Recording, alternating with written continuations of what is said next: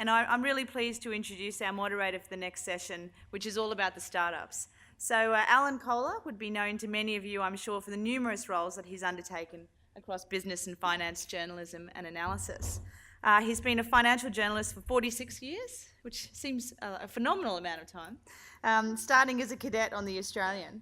And he's been editor for both the Australian Financial Review, The Age newspapers, and in 1995 joined the ABC, first as a reporter on the 7:30 Report, then as host of Inside Business, and then finance presenter on the ABC News, where I think you'll see him pretty much every day talking about what's going on in markets. He's also currently publisher and editor of his own 100% owned publication, The Constant Investor, and business editor at large of The Australian, and presenter of Talking Business Channel on Qantas, and adjunct professor at the Business Faculty of Victoria University. That's a full agenda, I might add, Alan. So please join me in welcoming Alan and our next session, Here Come the Startups. Hello everyone, thanks very much for that very kind introduction. Now, yes, I'm 110. So we have a great panel today, starting with Dr. Katina Michael, who's sitting down, a professor at the School of Computing and Information Technology in the University of Wollongong. Next to her is Jessica Ellerm, who's the CEO and co-founder of Superannuation, and Phil Livingston, who's the founder and managing director of Redback Technologies. Now, the session today is kind of a broader look at innovation, with some focus on energy, obviously, but you know, fitting it into the context of innovation generally. I've been asked to say a few words by way of introduction, which I'll do, and then we'll turn to each of our panellists to both introduce themselves and to say a couple of words themselves. Then we'll have a moderated Q&A, which will involve you. And we're starting a bit late, so we'll probably go a bit late. So look, I suppose the thing to note is that everything is being disrupted at the moment. We're going through what you might call a mass disruption. Transport is being electrified, energy is being defossilized and democratized, banking and currency is being digitised, phones are no longer used for talking on, but for typing on and talking at and taking pictures and playing games and all that stuff. So the phones have become an amazing, sort of ubiquitous device. Dozens of ways to communicate with everyone around the world, which is an amazing development. And we've got artificial intelligence, machine learning, blockchain, we've got drones, we've got augmented reality, virtual reality, 3D printing, and soon to have quantum computing, which is apparently going to change everything again. So it's getting a bit hard for Grandpa to keep up, to be honest. Meanwhile, public discourse has been lobotomised. And I use that term in the sense of carving out a portion of the brain, because whereas, you know, often there's discussions about innovation and politicians always talk about innovation, except the big part of innovation, which is energy, has kind of been removed from the discussion and moved into a kind of political place. So it can't be a proper discussion anymore. And so the politics and much of the media have retreated into a sort of a cartoon world of goodies and baddies. Possibly because everything's too complicated for them, or maybe it's too complicated for everybody in a way, and that the simplicity of slogans and conflict is more appealing and more powerful. So Andy Veazey of AGL said yesterday, this debate, the lack of clarity, the sense of uncertainty is literally caused by disruption. And that disruption is caused by the fact that technology has changed and our social systems have not changed as fast, which I thought was an interesting insight. Now, I don't want to go on too much about politics. As Josh Frydenberg said yesterday, it's kind of become irrelevant because renewable energy is becoming, and probably has become, pretty much cheaper than fossil fuel energy, thanks to the form of Moore's law that applies here. But he was using it as a way out of making a decision on the clean energy target. You know, the CET, I just by way of kind of my view on that, is that the CET was put forward by Alan Finkel as a compromise mechanism, but actually the politicians don't want compromise. They want to have conflict. and they want to use energy. Now, it was very interesting, Tony Abbott's speech last night in London, where he said that, I'm just trying to remember exactly what he said, when we used energy or carbon emissions as a point of conflict, we gained 25 net seats. And when we didn't do that, we lost 14 seats. That was in his speech in London. Now, I actually don't know whether that's true. I hope it's not true. I hope it's bullshit, but I just don't know. I'll need to check it out. But the relevance of politics to our discussion today is, in a way, as a counterpoint to innovation, the opposite of innovation, as it were. Just finally, I actually, for one of the things I do for the Constant Investor, which is my new product, is that I interview a CEO every day. Sometimes I do several a day just to get them in the bank. Yesterday I did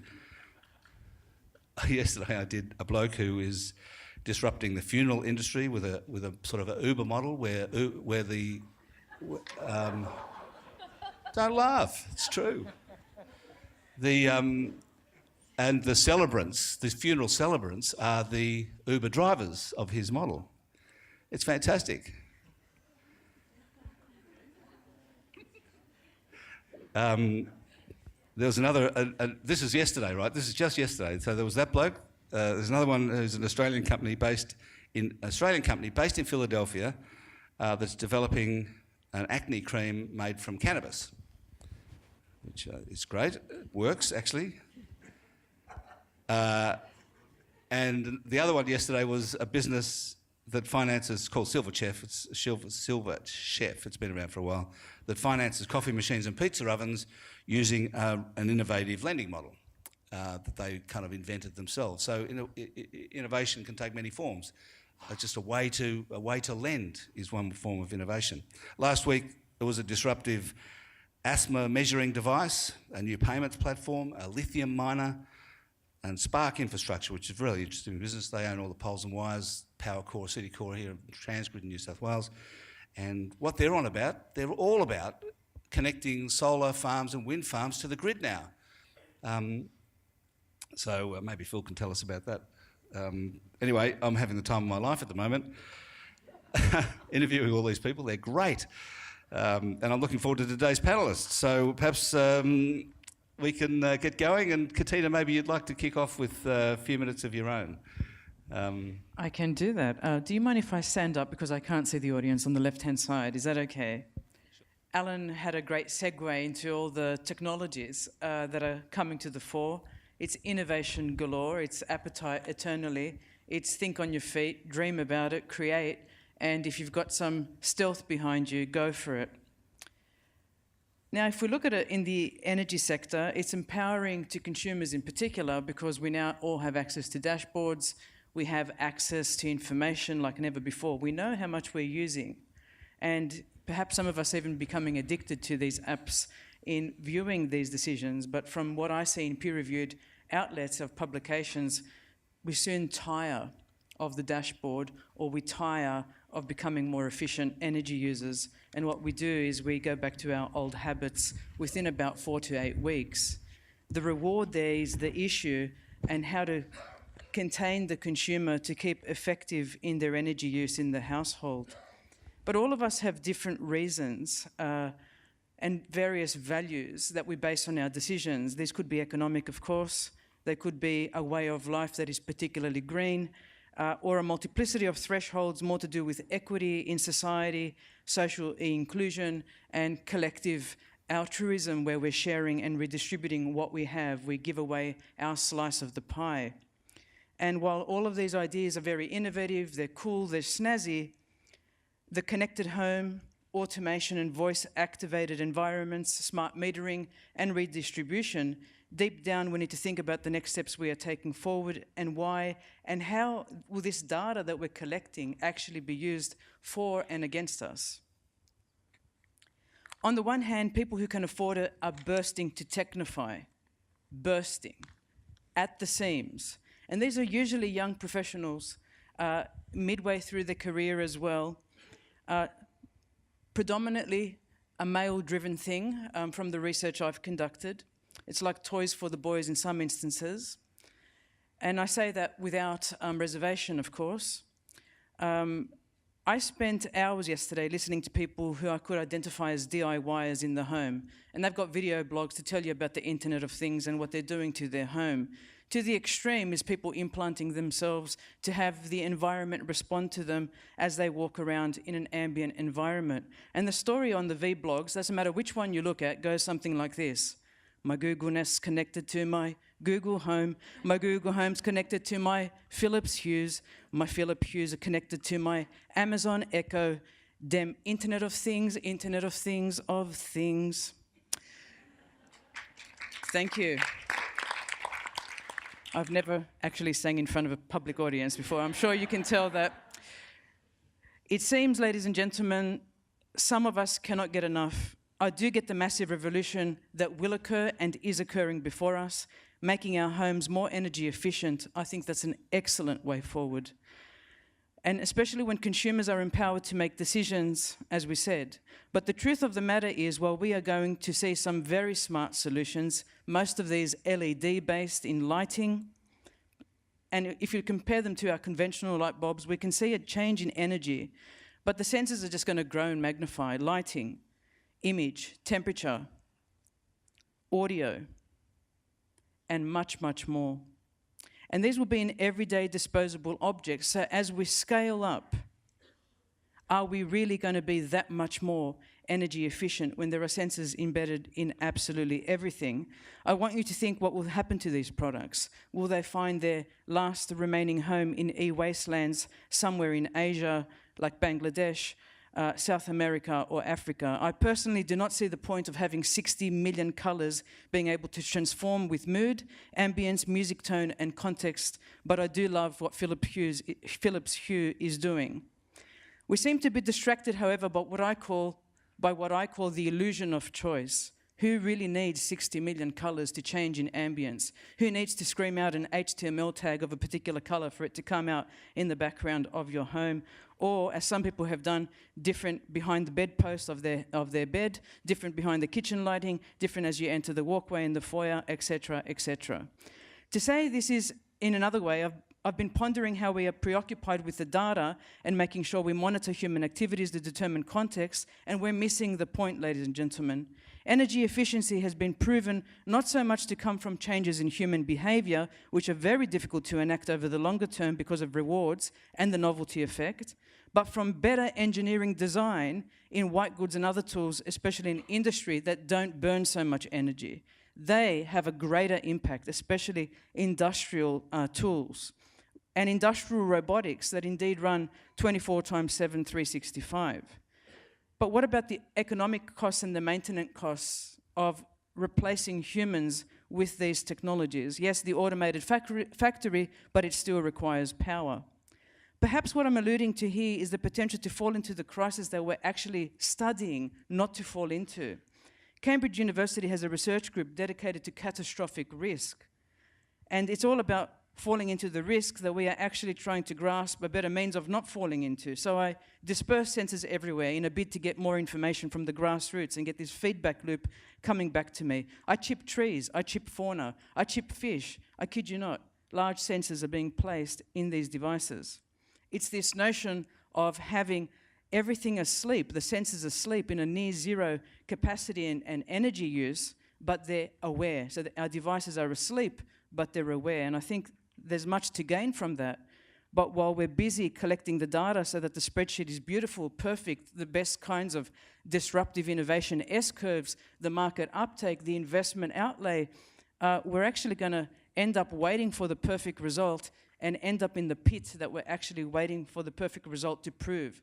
Ladies and gentlemen, we know climate change is happening. We see it every single day before us. We don't need these complex spreadsheets to tell us how far we are into this problem. And scholars in their own field have talked about population change, fisheries issues, shortages of foods, access to grains, clean drinking water, and so much more. But we cannot eat technology, ladies and gentlemen. We can eat seeds when they develop and grow. And we cannot drink silicon. We drink clean water. And for the time being, a great number of our global population is dying very young because they do not have access to pure water and they do not have access to food. I reflect back studying the phenomena while I was in high school 20 plus years ago, and I still think we're struggling with the same problem. So to be guiding you today as a technologist and say, keep investing in technology, it is the only thing you should be investing in, is completely bogus. Actually, invest in seeds, ladies and gentlemen. Invest on human survival aspects. Because in the end, as Bill Gates himself said, that's what we need to survive, not so much the technology. However, the technology will help us in things like clean water, wastewater recycling methods, phosphorus, drawing that out and reusing it from waste. And there are so many things I can talk about that. Having lived through rapid change as a technologist in telecoms when we were doing $10 billion projects over 10 years in Hong Kong, back when 3G burst its bubble, or started to surface, and I should say .com burst its bubble, not 3G, I noticed this notion of planned obsolescence. We were rolling out before we were even creating. It was a lot of brochureware was out there, that's what we used to call it back then, when Nortel was competing against Cisco and other tech vendors. And I'm alluding here to our social responsibility. Yes, I can create billions of devices, I can outlay these with sensors, they can give me great feedback, but where are these IoT things going to end up? Somewhere in another scrap heap with our 3G mobile phones that we change every 6 months, or some of us every 2 years, or as has been planned right towards the end of your plan as you need to transition, they die. Same with our laptops, same with our TVs, same with our kettles. This process has to stop, and it has to do with social responsibility. I'll end here by talking about the hope that I have in near zero power radio frequency and sensor operations. And I was at a presentation by a DARPA research head in Arizona earlier in May this year who was talking about this sleep but aware context. I'm all for this, especially if it's not burning energy, but I would heed a warning. It is the first time in human history that we are trespassing the private boundary of our homes with devices that belong to service providers, not ourselves, not our families.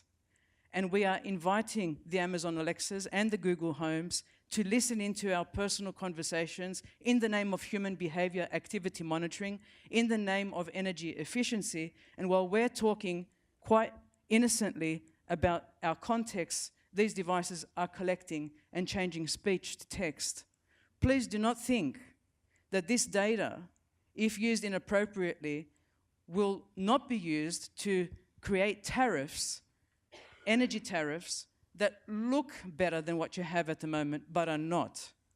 My concern is with trust in organizations, trust in government, trust in systems, ethical use of technology, and the way we should go forward so that we have survival of our planet with risks minimally to us as individuals and as households.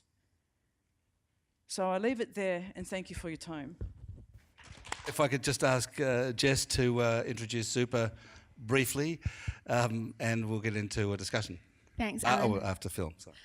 So hi, my name's Jess. I'm the CEO and one of the co-founders of Zupa. We're a new superannuation company that's soon to launch.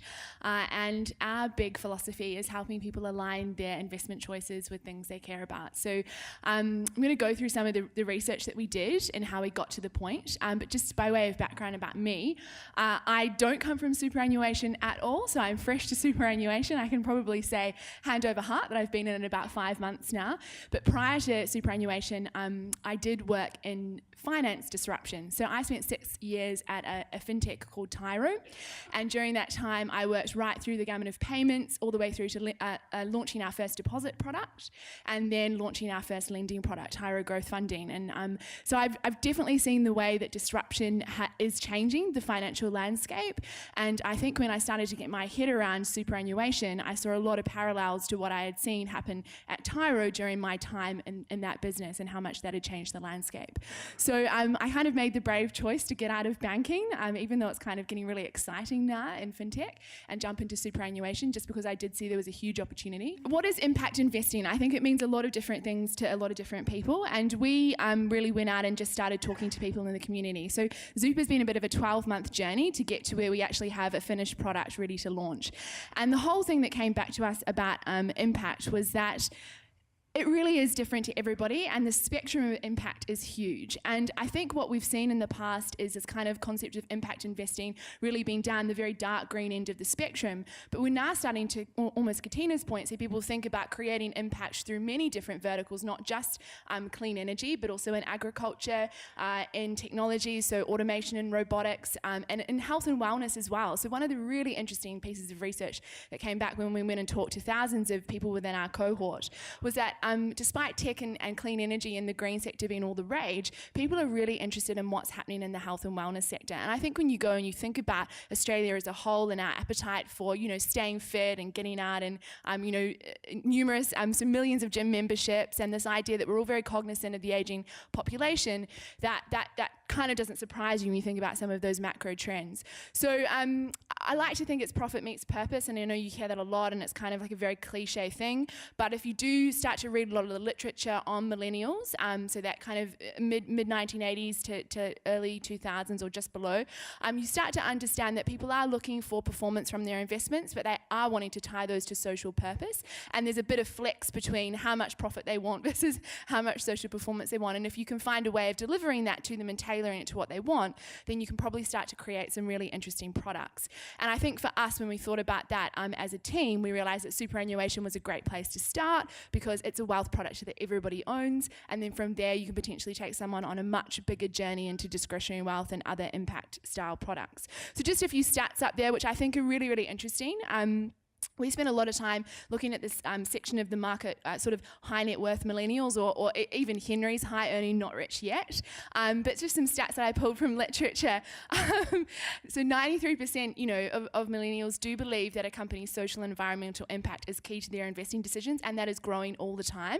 And I think if you think about the era we're heading into, the social era, it makes a lot of sense, right? We're exposed to a lot of what's going on in the world. We're not sort of sitting at home. I'm from New Zealand and Christchurch, not knowing what's happening in Bangladesh or Syria or the US. We see that every day in our social feeds. We're exposed to a lot of information, and so we want to feel that we can actually have an impact on that. And we do look at our politicians and kind of go, well, they're not really having an impact on it, so maybe I can put my money where my mouth is in a way and actually drive that. And I think you can look to other things that are happening in the world, such as the March on Washington earlier in the year, women getting up and saying, and men, and saying, it's not okay, I don't believe in that, and I want to say and do something about it. So all of that, you take that macro stuff that's happening and you can translate it into products that you can deliver people that feel like they have a voice.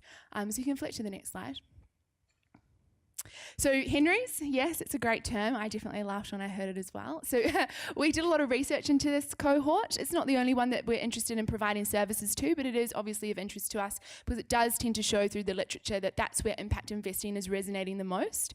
So high earning, not rich yet, tend to be on salaries of over 80K, whether or not you think that's high earning, I don't know, maybe not anymore. There's about 1.1 million of them in Australia. They're definitely smart, they're educated, they care about certain things, and these are typically the trends that come out the most strongly. So absolutely they care about what's happening in clean energy, green, they're interested in social responsibility, but they are pragmatic. So you will of course get the people that sit at the extreme end of the spectrum, but you also get people in the middle that understand, it's not all about clean energy. Maybe there's a little bit of mix of something else in there as we move to this kind of new world order. Technology, yes, people are interested in blue chip stocks, but they're very interested in emerging technology. And it's important to remember that some of the things like Facebook and Netflix and Amazon, they kind of make up, your standard international equities now, right? So when people think tech, especially in the millennial sector, they're actually more likely to be thinking crypto, or they're more likely to be thinking automation and robotics. I think that's really interesting to just stay attuned to. Wellness, of course, we sort of touched on that earlier, and don't forget there's still the frugal section. Next slide. Oh, I forgot I had a clicker, sorry. I'm like telling you what to do, it's awful. So what is the value proposition for Zupa? So I'm not going to talk about it at length because it's not what this is about. Jump on our website, but we want to start out with 3 thematic investments and 1 really basic off-the-shelf investment product that's just a growth-orientated asset mix. And we want to layer into that financial education and services initially through a chatbot, and then building that out into an AI-powered layer. So really superannuation, fundamentally brilliant idea. I think we should be exporting it to the world. It's one of the services we should take beyond our shores, not just our dirt.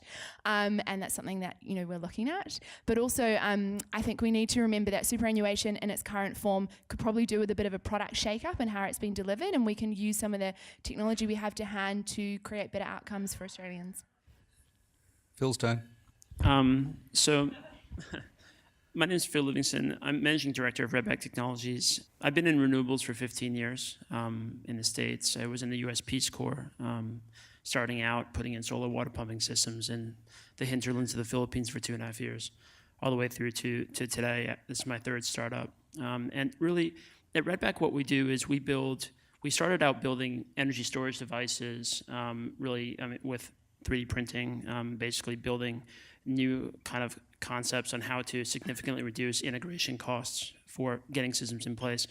And then we kind of moved into the broader scheme of what is meaningful within this behind-the-meter kind of capability for providing energy to consumers. So really the market itself sits in one of 3 boxes, either in the provision of devices, think Powerwall, think behind-the-meter storage-related devices, IoT-related control devices in the home, and then transactive-related functionalities for networks, think blockchain or other related technologies that sit in there. At Redback, we do all of them, rather than taking one niche of a related activity and looking at doing one thing really well, the greatest benefit can be applied when leveraging transactive systems for utilities together with IoT-related networks together with storage-related devices.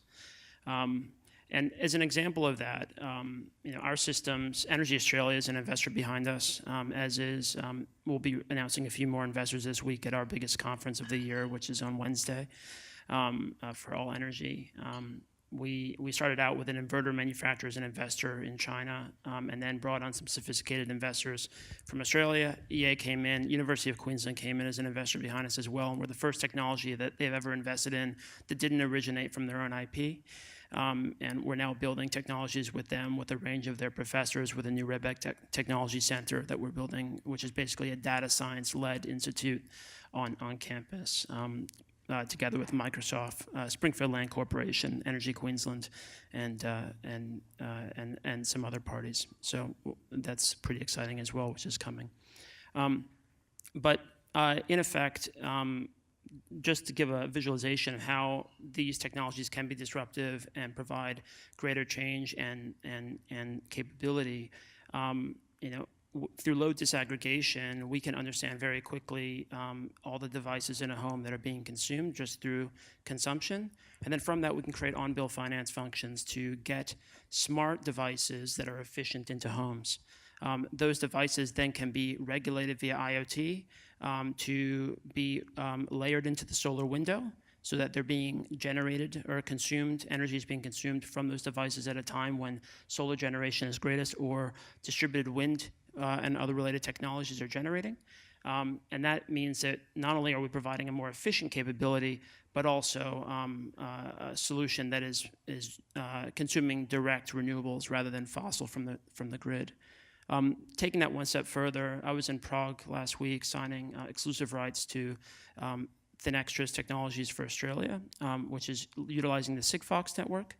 And the beauty of this is that we have the ability now at less than 1/10 the cost of 3G, 4G LTE to connect to devices in the field and to do interesting scenarios like what I'll describe now, which is you can have a floaty in your pool that will identify pH levels and understand how much time your pool pump needs to run on a daily basis, and then signals that to cloud, and then our cloud uses prediction on the basis. Today we do this on 100 hours out on your generation and your consumption, and then we layer when that 3 hours should be versus the 6 hours that you would think that you'd have to run it, and you would normally run it on a daily basis. In that scenario, you're cutting the pool pump in half as far as the consumption, which is about cutting 3 to 4 kilowatt hours out of your consumption on a daily basis. And what that does is it means that that battery that you would have to size and expend those lithium resources and stuff like that to implement is no longer needed, because through smart IoT, you're able to actually transact a related function. Just to give you an idea of how we look at the broader market, and really the reason we're here today, or I'm here today to talk to you, is that we're not necessarily at the moment looking for equity, but for projects, we have several projects that are going on, virtual power plants going on around the country.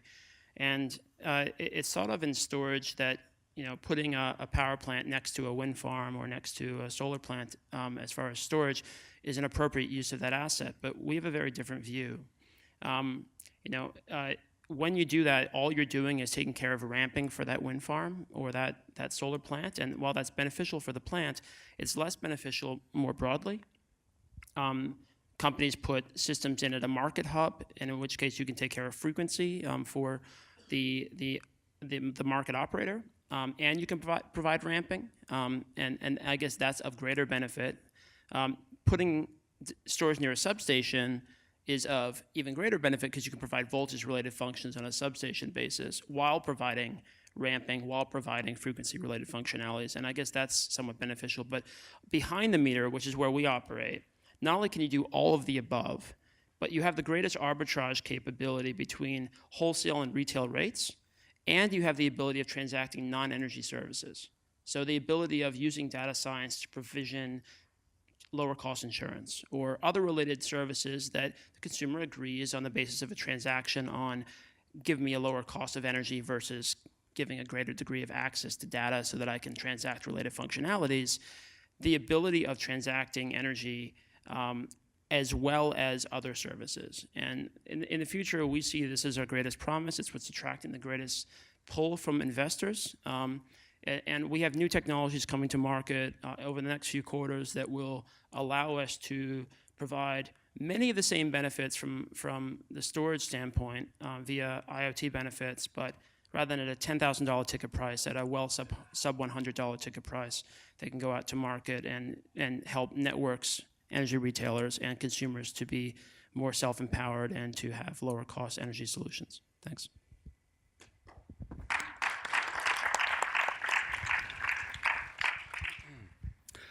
Thanks, Phil and Jess and Cantina. So, just to kick off the discussion, perhaps I just raised what I think is a striking kind of element of the modern world, which is what I think of as the fall and rise of institutions. So, in a way, Facebook and Google and Amazon and so on, which are the new great institutions of our time, actually enable deinstitutionalisation in a way. So it's a sort of a combination of deinstitutionalisation and the rise of new ones. But the reason for sort of saying that is to focus to direct the question at Phil. So how much of the new energy world do you think will be decentralised? Well, when you look at your business plan for 5 to 10 years, what's the size of your deinstitutionalised marketplace? So you definitely picked the right time zone, 5 to 10 years. So in the next 5 to 10 years, firstly, the energy retailer as we know it is gone, right? Fully disintermediated by software. Gone. Gone. Yeah. So in 5 to 10 years, it's going to be very hard for an energy retailer, in my opinion, to exist, given the disintermediation of where software is today and where it's going. You'll have a direct connection in some way with the DNSP, which is the poles and wires company. It's why the poles and wires companies are reaching out and trying to reach out with non-regulated energy service companies to try to somehow feed their fingers down into what it means to engage with a consumer. And what you're seeing from that standpoint is that that's the loss they don't have. The retailer has this great relationship with consumers, and the DNSP has no ability to have that because all they've been doing is providing power via power line to your home, but not create a transactive relationship with you. But why won't the retailers maintain their relationship with consumers? Well, what power do they have really? I mean, at the end of the day, they're selling vanilla flavored electrons, right? So let's be frank about it. I mean, like fundamentally, you have every retailer, in effect, that's a pure retailer, not a gentailer that has a generator as well, but even that's ring-fenced. So those generators have to compete against each other into the market, and the retailers have to buy, and the natural monopoly technology that sits in the middle is not something you're going to replicate more wires, right, down streets. So that retailer is having to sell those vanilla electrons, and if those vanilla electrons can be provided by an app, with a smart app or something on those lines that allows somebody to connect to that at a much lower cost, then they'll do that. And yes, the retailers will try to vie in for that, but they've got their own issues with how they're going to reduce manpower and change track from their existing track of providing a non-disruptive technology to market. So where do I see it? I think that given what we've noted here, that the significant majority of homes will have their own generation. and their own consumption. And our average customer today, with battery prices where they are today, not in 5 to 10 years, today, 75%, in excess of 75% self-consuming. So that means that, with the DNSPs or retailers providing now 25% of the energy that can be transacted, or, you look at peer-to-peer models like blockchain, you're going to be transacting 25% of the energy. And anybody in their right mind is going to get solar because it's the lowest cost of energy generation. So you creating a peer-to-peer transactive capability between two neighbors in solar-powered daytime is like selling water in a flood. There's no purpose that you would buy it from your neighbor if you're generating it yourself. So fundamentally, this market is about to get very much shaken up, and where we are betting is that consumers, no matter what, at the end of the day, will be significantly empowered by this. And we see our business model flourishing quite well, not only in this market, Australia will be the first, but there are some other great markets that'll follow.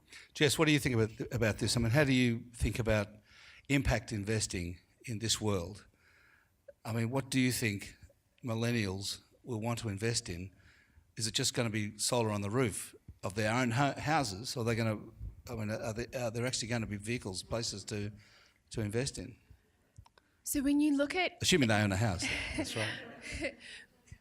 When you look at impact investing, you read a lot of the studies around it when people have gone out, researchers, and have spoken to millennials. One of the big things is people don't understand the space enough and they don't know where to get education from. But when they do get to that point of understanding and realising what's possible, then they want to have a big part in co-creating what they impact invest in. It's very personal to them. And I think that comes out of a whole bunch of other services that we use today where we feel like we are co-creators. And I think to your point, Alan, of some of those platforms you described yesterday, they are what have driven that, right? We all feel like we create this world around us through the apps that we use, and it's very personalized and customized to us. And to your point about these institutions being disintermediated by these new platforms, for me the key word that I think we need to bear in mind, especially if we are from one of the big institutions, is this word relevance. How relevant are you to your customers? And I think that's one of the big problems that institutions face, from banking all the way through to superannuation, is that you're just not relevant and you haven't worked hard enough to maintain your relevance with your customer. And that's a very dangerous place to be, because when we went out and spoke to a lot of people about what would it take to get them to switch providers, you could put impact investing to a side, you could put anything. The question was, if you asked me to switch, I'd probably just do it because I have no particular affinity or loyalty to my brand. The big banks, for example, are all just various shades of the same vanilla. So I think relevance is really important. You need to be relevant to your customers. You need to create ways to be relevant. And I think to your point about retail platforms, they don't feel relevant to me either, but a battery potentially in my home or my own generating power myself feels more relevant. So I think that's going to be the big challenge for the incumbents versus the disruptors. I don't think it's impossible to earn back your relevance, but I think that is the tricky thing to navigate. And my final question before going to you is, Katina, now you talked about data, I think, and privacy and so on. In 1999, which is a long time ago now, Scott McNealy of Sun Microsystems said, privacy is dead, get over it. And it's deader now, is it not? I mean, he was right, and it's true. And don't we just have to get over it? I would say privacy is not dead. It's dead when I know what you're thinking right this second. And we're not far from that. I've had people at conferences I've hosted looking at measuring brainwaves, whether they're feeling in a good or bad mood. So imagine in the future, we're wearing some kind of wearable Muse device like a headband or sunglasses that is measuring through some electrode or multiple electrodes your feelings. And so you walk into a store to buy something and your electrodes tell the shopkeeper already what you're feeling. Once we get to that point, and I think, Alan, we're close to the surveillance occurring in the home. We call it monitoring, right? In IoT world, we call it monitoring human behavior. And Google Nest has some great ads out there in commercials. They're actually telling you they're monitoring you, but they're saying it in a ha-ha way. Like, guess what, you guys? You are so dumb that you're inviting these Google Home into your home and your Google Nest, and we're looking at everything you're doing. How great is the world? Alexa, what do you think? Alexa, spell cantaloupe for me. Alexa, did you hear that conversation in the corner? And so it's like those Twilight movies, where the vampire's about to reveal, or the female protagonist senses it's a vampire and she says, like something like, I know who you are, kiss me anyway and kill me anyway, I think, ladies and gentlemen, we're at a point where we are doing that with the invitation of these IoT hyper-connected devices. We're even talking about heart pacemakers and brain pacemakers being interconnected. And I think there is a place for connectivity, but I think there is also a place where we allow ourselves to be protected. And whether that's us keeping the data somewhere like in our home or in some kind of container or in some kind of data center that we trust, that's really important. You need to think about human activity and the home. So when I know what you are doing individually in your homes, and people can go to me, retailers don't care, they just care about aggregated data. No. Law enforcement cares. And if you've got nothing to hide, don't worry then. If law enforcement knows everything too at a press of a button, well, actually, things can happen with false positives and false negatives. And when I know what you're thinking right this moment, and I know what's going on in your household, even the speech to text, we had Hello Barbie, a Mattel product, being launched not so long ago, that could hear conversations and sending back to base the child's conversations with the toy and with its siblings and with its parents back to Toy Talk. And when consumers caught whiff of it, of course Toy Talk said, we won't do that again, smack on the back of the wrist. Well, Google Home is doing it. I'm not saying they're listening into your conversations for the reason of selling you more AdWords that are more relevant to you and your Gmail accounts, but I'm saying we have the propensity to go down that place. So when I know what you're thinking and I know what's going in your household, then privacy is dead, but privacy is not dead at this point. There you go. Okay, so your turn. Any questions from the audience? Tons of them. We're way over already, but anyway, the first arm that came up was here. Can we get a microphone? I'll just take a question. Oh, you go. Okay, sorry. You're next. This one's for Jessica. The mic is dropping in and out. So I'm a Henry in the pre-FHB demographic. That is, I don't own a home and I hope I will, maybe, one day. Anyway, so charismatic, thematic impact investing. Given where I'm at, I have substantial financial freedom. I'm not locked into a home loan. I can choose between super funds. Where does your value alignment with picking these, charismatic thematic investments sit with sustainable long-term strategy? So you're going to invest money for the long term in super. So how are you balancing thematics and then long-term sustainability and returns? So the way that we do that is by keeping the thematics to a defined portion of the overall asset allocation. So at the moment, that is a self-direction of 20% of your entire superannuation pool of funds can be put towards a thematic. Now that may grow in time or it may decrease depending on what you want your exposure to be and what your expectations of your long-term horizon are in terms of the risk that you want to take. So I think that's something that we'll play with. We're very conscious of having something to take to market that we feel from all our research meets the market where we think it's at, but we really don't know. So when we get into market, we expect there'll be a lot of iterations of that product going forward as people like you and others come back to us and say, that's too much concentration or that's not enough. So, that's particularly where we'll hit on that stretch. From a socially responsible perspective, we actually worked really hard to try and make the core growth fund. So if you're in a thematic of 20%, but you want to have the other 80% is just in a core asset allocation across growth, is there a way that we can make that as responsible as possible, but keep the fees down as much as we can? So we took an index and ETF approach to constructing the portfolios, and then really just went to the market and to the product providers to try and find things that we could swap in and out to meet those sort of ESG type requirements. So products like BetaShares and Russell and some BlackRock products. So I don't know if that answers your question, but to the property piece, I think it's really interesting. So out of the three thematics that I showed you then, the next ones that came up really strongly from our research was agriculture. I want exposure to agriculture, potentially Aussie agriculture. And I want exposure to property, but I don't want exposure to commercial property. I actually want exposure to residential, because just because I'm not in the market with a property or in a home, why can't I have some exposure to the residential sector? Now, whether or not now's the right time to get into that, I'm not an oracle, but there are fintech startups out there that are doing a lot of interesting stuff in fractional property investment, and I think we have this really interesting ability to work with some of them and develop some really interesting one-of-a-kind thematic tilts that, because we're small, because we're agile, because we want to be different, we can run a lot faster and do those things compared to maybe some of the bigger funds. Katina, thank you very much for, I thought it was really interesting how you challenged the notion that investing in technology and investing in innovation is not the same as long-term investing and investing for the long term. I guess that's a little bit of a reflection of the private equity industry and maybe how disconnected it is from problems of the world. So some investors are currently considering using the Sustainable Development Goals as a framework for allocating capital. But from a technology perspective, is that the most efficient way of picking the winners and losers in terms of